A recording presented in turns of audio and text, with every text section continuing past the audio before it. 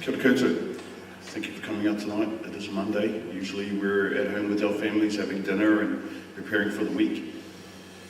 I'll be very seriously honest with you, I've been nervous all week, ever since I left Whangarei. Very nervous, but I'm here because I have a passion and I have a belief that we can work together to better our community. Some of the things I want to touch on is what everyone else has brought up tonight, and we need to support our local business owners. There are a lot of mum and dad businesses, small business owners here in Whangarei that need a little bit more support than just promises. And I've lived here for 30 years. I lived in a place called Hermon on Exeter Street, number 11. And we were one of the first families in that area, and we watched a polytech get built. We've also watched councils come and go, and we've seen a lot of things that have benefited our community, and then some that never come to fruition. My focus for standing for council has always been, and will stay the same, is community support and growth. It's really important that we get behind our business owners and our communities to ensure they do have a voice in council. One of the reasons why I joined the group Go Whangarei is because we all have a select set of skills. I will never pretend to know everything, but I believe the team that I've joined together can definitely create a vibrant change. Everyone's using the word now, vibrant change for Whangarei. There's certain things I want to see and listen to from our community. So the last couple of months, I've been out talking with the whānaus at the park, going to visit the kids at the skateboard parks around Whangarei. I've spent most of this month talking to business owners in Whangarei. And it's always been the same answer. I give them the same question. They need support. So I think that if we are truly interested in taking a seat in council, it's really important we do take into consideration everyone's thoughts, everyone's needs, and everyone's wants. We're not going to make any promises in relation to delivering everything at once, but the ones that we have made as a united team can be, and I believe, done pretty fast. Because if you own businesses and you're sitting in this group, you know what effective and efficient means. You don't have to fire people in your business. You just need to make every little nook and cranny effective and efficient. And then you start doing savings.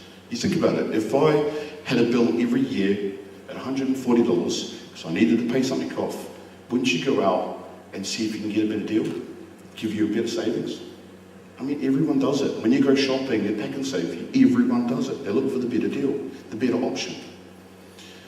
So I believe it can be done using effective and efficient processes in council. Thank you.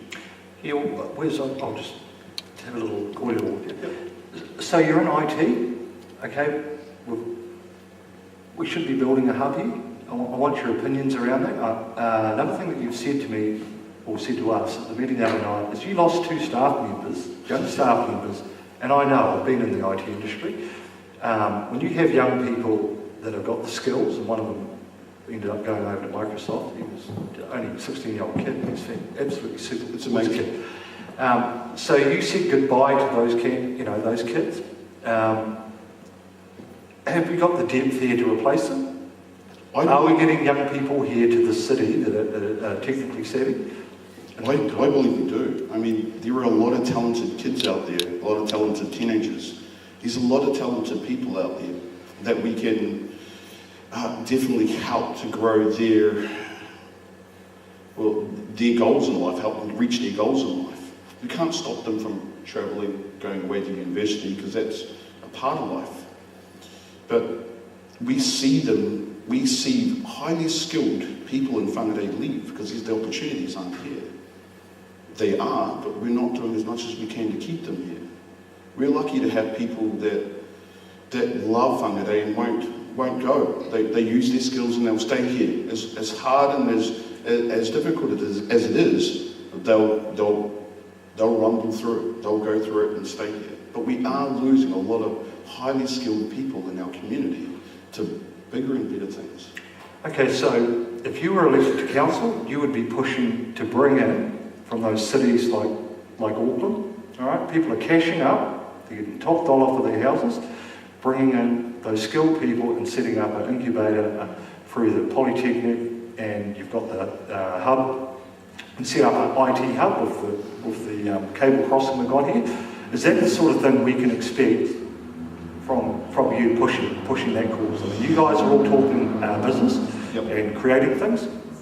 Definitely, I definitely would support anything that helps grow our community, especially in business and IT. I would. I was saying, would you lead the charge? Oh, would I lead the charge?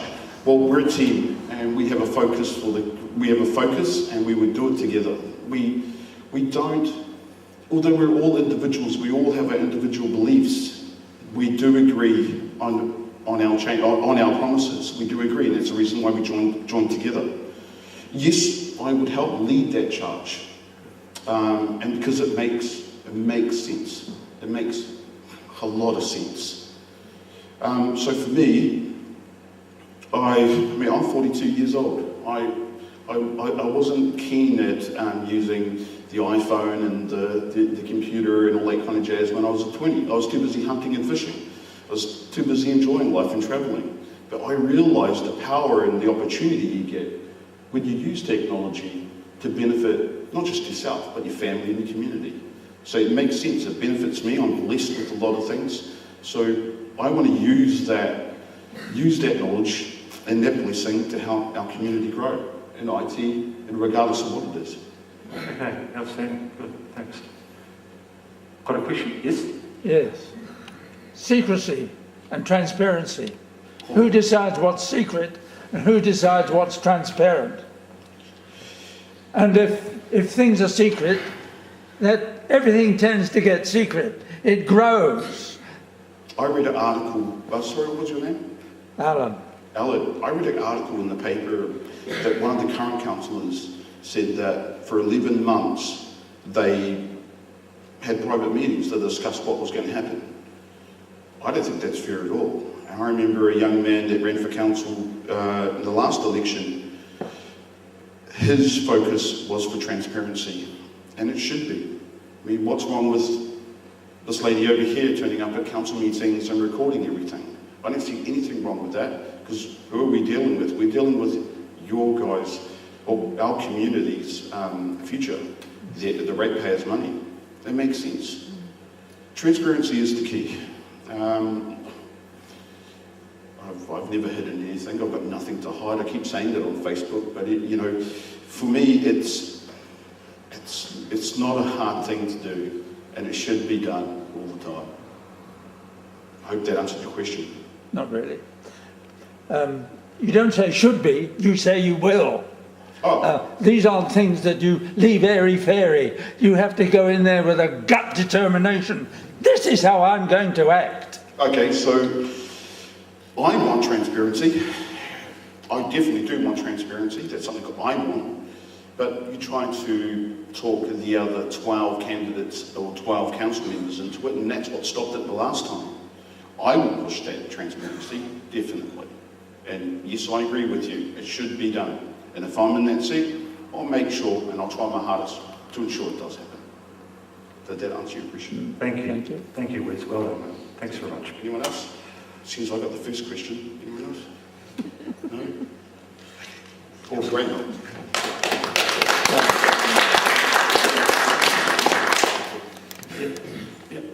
I would like to ask something else. We've heard a lot about support. What do you mean? Support. Well, Mike.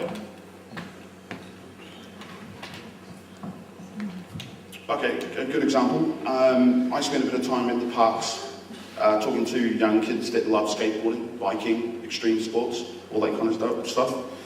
And you were talking about support for business. Oh, support for businesses. All right, so An example for that is my business. I worked for some of the larger marketing and branding companies in New Zealand and offshore, and I was blessed with that. I took some of those ideas to council and talked about how that could benefit the business growth in Whangarei, and I was met with too much red tape, too much talk and not enough action. I spoke with a company called Telnet Services about 5 years ago that wanted to open up a call centre, and because the owner was a good friend of mine, I tried to persuade them to come here. So I got them interested and left them at it. They then said to me a year later, sorry mate, too much red tape. We just don't want to waste any more time up there. So they moved on, went offshore. You're talking about council officials. So you've had red tape from the council, so you couldn't get it across the line because you got stonewalled and got sick of the... I wouldn't say stonewalled, just the bureaucracy and the red tape kind of, not stonewalled, it's just, if we don't get more growth in Whangarei, we don't get more people moving here, if we don't get more people moving here, living here, we don't get any growth, right? Does that make sense? We don't. If council spent a little bit more money and time on each of the wards evenly, and you're the guy on the outside looking in, how would that look to you? Would that look more inviting? Instead of putting money into a lot of money into other projects that only benefit a certain clientele? What I'm saying is, if we can support our community evenly and look at what they need, then the businesses in those lying areas benefit as well. Doesn't it? Yes. Does that make sense? We have agreement? Makes sense? Okay, we'll leave it there, right? And move on to the next candidate. Thanks very much, Will. Thank you. Answer your questions. So thanks very much for coming out, and thanks, Albie, for trying to for organising this evening. It's really good. I'd just like to acknowledge Chris before, who said that he put some sculptures on the outside of town. He means those huge, big sales, and they really are a real credit to Chris. So I just thought you're being very modest that I'd say that. Look, I'm a current councillor. I'm a company director, business manager. I'm a radiation technologist. I was up at the hospital. I've had to stop that because this is really full-time work. And pretty much everything you need to know about me is on my website, so I don't really want to talk about myself tonight. I want to talk about what a great council we've got and what we have done and what we want to keep doing.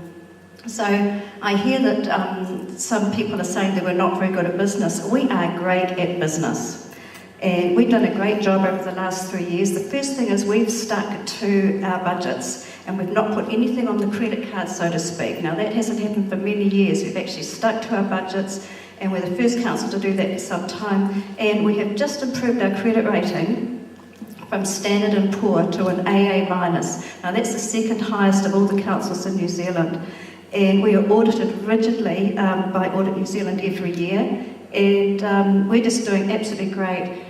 And there's no doubt that the CBD has got some challenges. And it's the same all throughout the country, and it's to do with online buying and young people leaving. You know, that's the worst thing, and that's the one thing I really, really want to try and turn around. And that's why I'm really loving the buzz that we're getting from 116 with Matt and Ash and others, because they are really helping make young people feel at home here.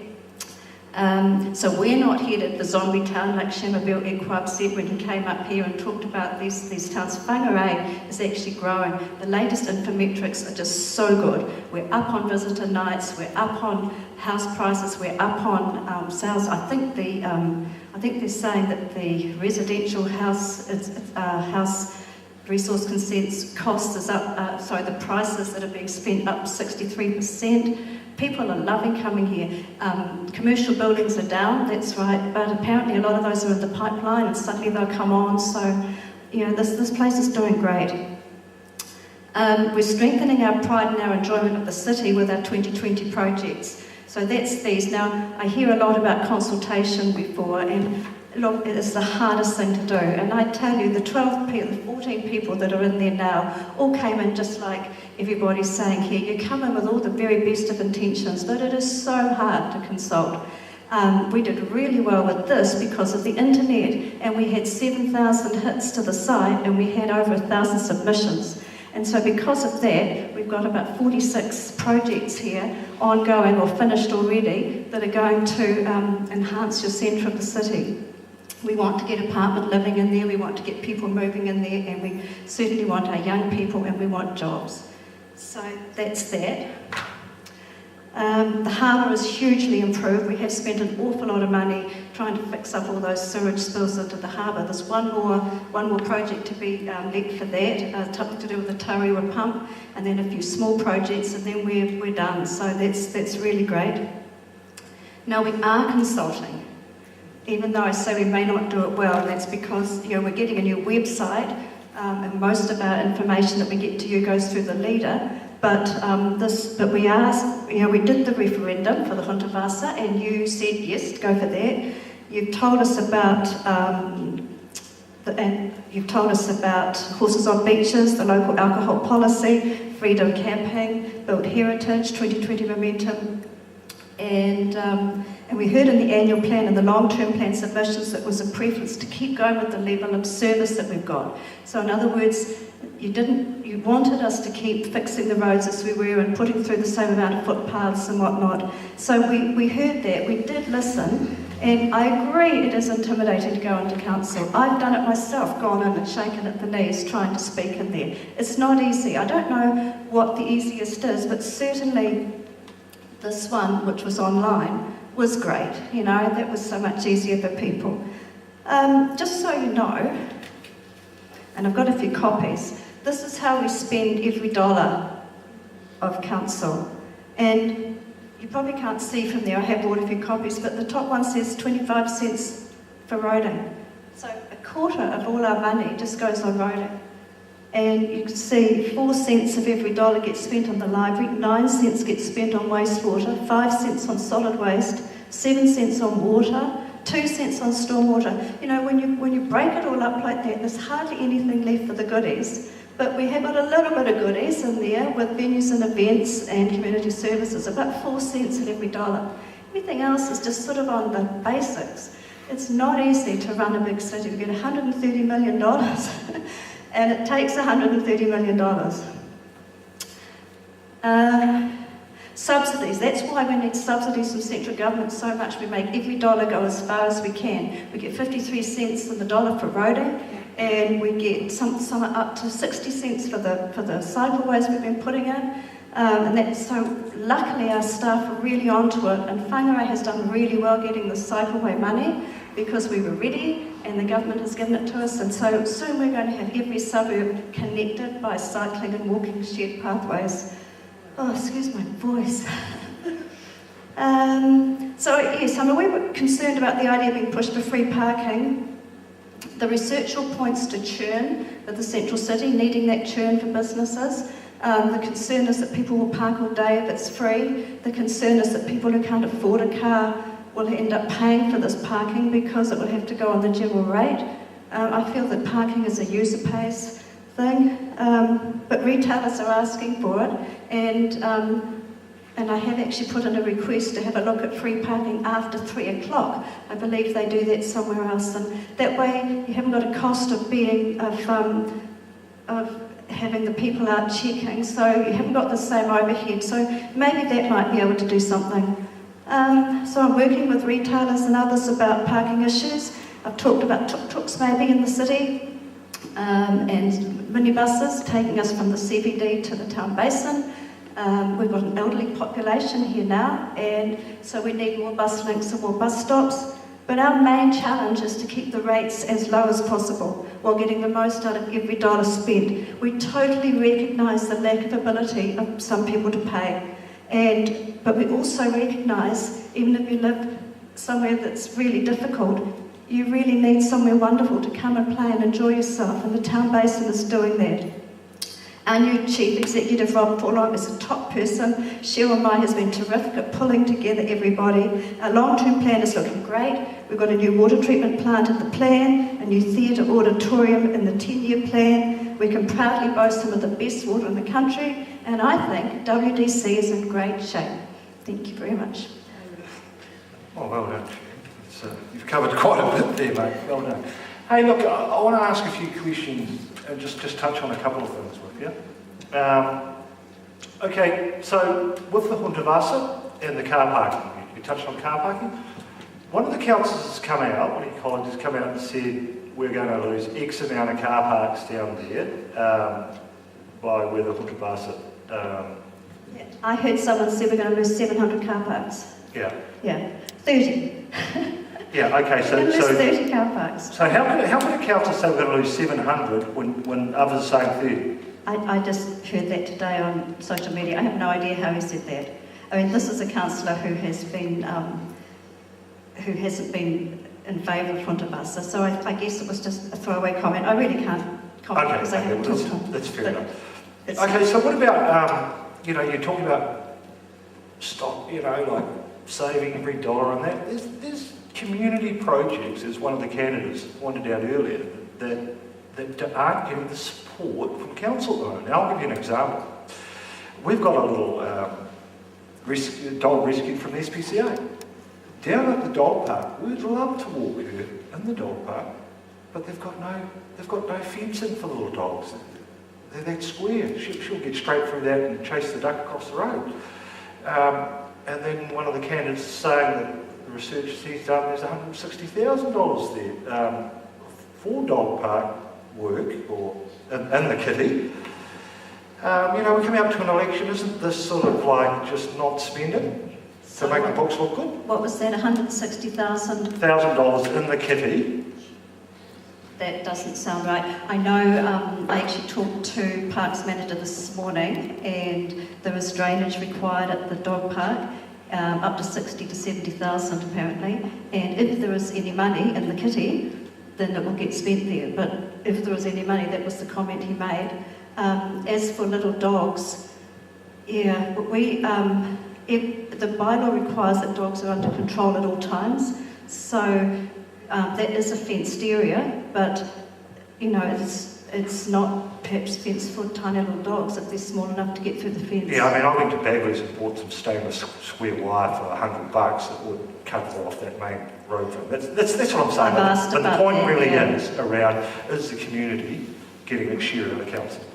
Oh gosh, I'd love to take, if anybody wants to come with me and walk through things, I'll be very happy to show you, how those dollars are spent and where they are. I mean, I have brought along the annual plan here, and you'll see all the projects. You've no idea, just under every little bridge, every little everything is in there, and we haven't actually spent all of our budget this year. We've got quite a few projects that aren't finished, but that's because either A, we're waiting for somebody else to do something first, or B, we're trying to make a saving by something else happening first. Other than that, they're getting done, and I think the place is looking great, I think. As for community projects, there are always more projects required, asked for than we can help with. I mean, I think in the annual plan submissions, there's probably over a couple of $1 million worth of requests, and we only had about 100,000 extra to give out. So you're never going to, but communities are doing wonderful things themselves. Waipu community, for instance, with their cycleway,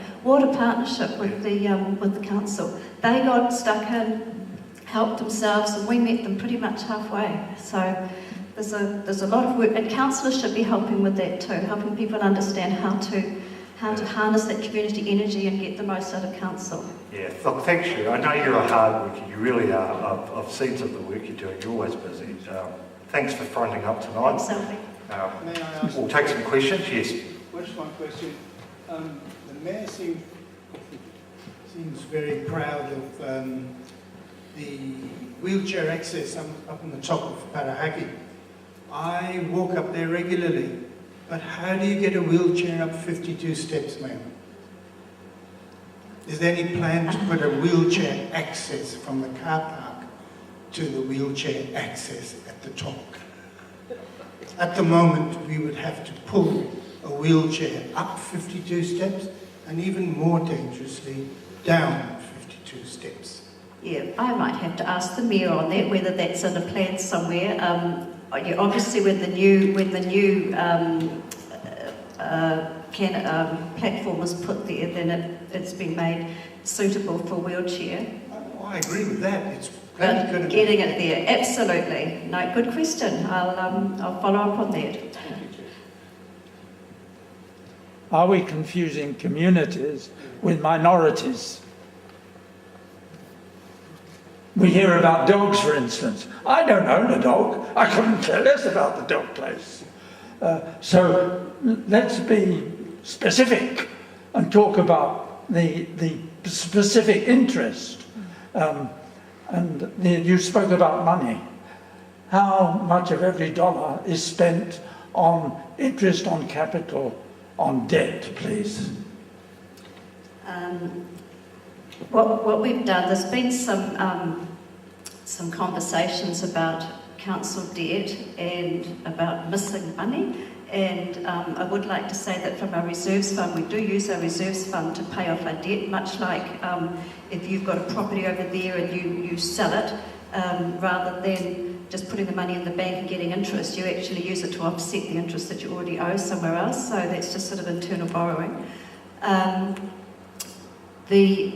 Our business manager, our finance manager at council, is the chairperson of the local government borrowing agency for New Zealand, and they look after $6 billion worth of funds. We're so fortunate to have him, and they do. They're constantly bringing in, as one loan retires, they're looking for the best rate for the next bit of money, and he reports on that to us all the time, and I feel... You're not answering my question. How much of a dollar of rates covers the interest? Well, it must be 10 cents, 15 cents, 20 cents. As I say, because all of these things are put out for maybe one's for 10 years, one's for 5 years, one's for 2, and they're different interest rates, you can't say exactly how much. Where would that belong in this? I can't give you an exact figure. Well, but yeah, we are 100. Put it this way: we owe what is it? 130,000 at the moment, about 132 million. And some of the interest rates, even if it was at 10%, which it's not, you can do the maths, but it's some of them. Surely that is in your figures of how much per dollar. Well, perhaps I could have a look at that for you, and maybe I could find it somewhere, but I don't know it off the top of my head. Yeah, I'm just telling you, it's swapped all the time for the best rate available. Average would be somewhere between 4 and 6. We can go through the paperwork afterwards, mate, all right? She's answered that one, thanks. Any other questions? We'll move on. Oh, here we go. Hello, I'm Tim. I am now the youngest person in the room. Ash has left. I frequent the township, the bars, quite a bit, and I've been going to town since I was 18, and so it's about 10 years. And I love our little township and the bars that are there, but in the last 10 years it has died a terrible death, and there's only a few bars in town. They're good bars, but the population in the CBD after 5 o'clock is pretty much dead. What do you do as a council and with the police to support local bars? Because from what I have seen, it's everything but. Okay, so there is an alcohol policy that we have, the one-way door policy, and certainly when I was on council 15 years ago, there was, if you went out with the police at 2 in the morning, there was some pretty dodgy experiences. Now, with that one-way door policy, you all know what that means. Once you leave after a certain time, 10 or 12, whatever it is, you can't get back in. And that's calmed things down a lot, and it's really helped. Yes, it's very sad that the CBD has got so much quieter. but it's great that we haven't got quite the amount of danger happening in the CBD as well. It's just only because I was a couch surfing host for quite a long time. What? Sorry? So I was a couch surfing host, so lots of international travellers. And one of the things that international travellers, especially younger travellers, want to experience is the nightlife of each local town. So they'd get in, they'd buy their alcohol from whatever shop they wanted to, and they'd sit down and they'd start drinking at about 11 at night, because in Europe, that's what you do. You go out at 2 or 3, you stay out till sometimes 9, 10 in the morning. But they don't have an aggressive drinking habit like we do, or insist upon. But what they found funny is that when they went out to town at 2 or 3 to go to town to actually have a dance, not just to throw up shots, they couldn't because our town was shut.